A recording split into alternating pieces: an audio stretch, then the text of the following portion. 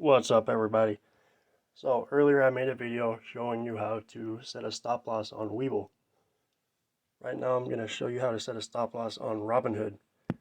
And I actually posted this same video just a little bit ago, but I realized that the picture was so blurry you couldn't even see what you were looking at. So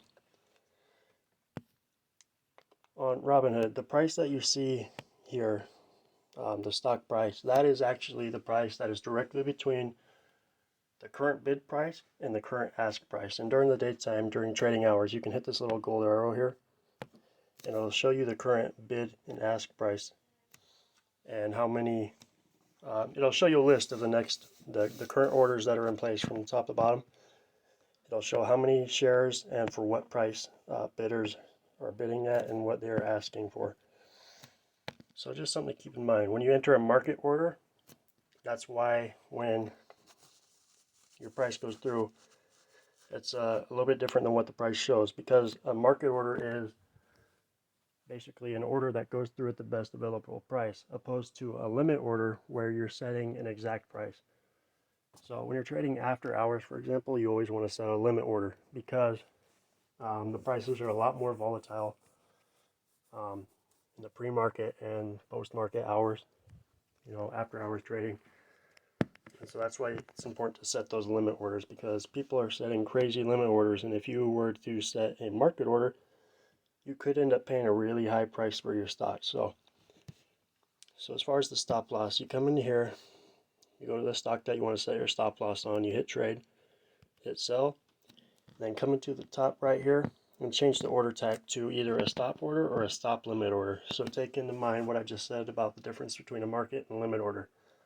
That's what the difference between these two are. So a stop order, a regular stop order, just means that you're setting a price and it's going to be below the current price. Once the price of the stock drops down to that stop price, if it does drop, it's going to activate a market order where your stocks are going to be sold at the best available price.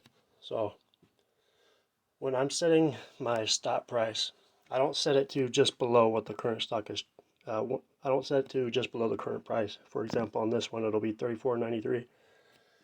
Some folks like to set their stop price just below it, and that's good. It prevents you from losing anything. However,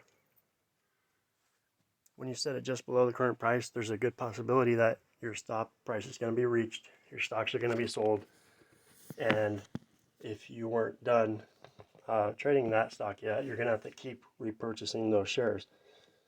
So what I do to avoid that is I set it a little bit further below the price. Like, for example, I might set this one to $30. That way there's a little bit of room for those up and down dips. And it's common that when you buy a stock, unless it's shooting up really high and it's got a lot of volume going through, a lot of purchases going through, there's a good chance that that price might dip below what you paid at first. Maybe even for the first week or two, maybe even for the first month. So that's why I set it a little bit further below, maybe $29, even $20, $29, $30. So allow room for those fluctuations. So you enter your stop price and then the time in force. If you set it to good till close, it's only going to be good until the end of the regular trading hours on the current trading day. If you set it for good till canceled, it's going to be good for 30 days. And so if that's kind of something you want to be a little bit more permanent or long term, you're going to want to set it to good till canceled. And I don't know if you just saw that, but also you set your trading hours. Probably best to set to regular market hours if you're just doing the regular stop order. That way your stocks don't get sold at a really low price. If you do extended hours, you're going to want to do the stop limit order. That way you have an exact price in there.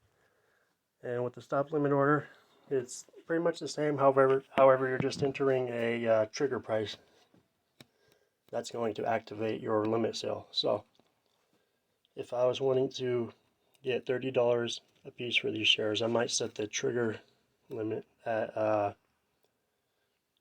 maybe 31. And so once the price drops to 31, it'll activate the limit order to sell my shares at 30 if the price drops down to 30. And you can also set that number the other direction. You can go down to 29, and that'll trigger a limit order for $30. And then boom, enter your number of shares, review, slide it up. That's all there really is to it. Oops, I accidentally set that order. I didn't want to. But yeah, so there's a lot of new information for new traders to be absorbing in such a short period of time. I know some folks on this page, this is their first time even hearing, even considering the stock market. They're diving right into it. So it's a ton of new information to absorb, and I just wanted to break it down for the new investors. You know, a stop loss can be your friend. It can be a powerful tool. You can use it to your advantage to prevent taking bigger losses. And so, just something to consider. This is just one of many tools you can use to your advantage. I hope this helped you guys out. And yeah, keep making them boss moves, baby.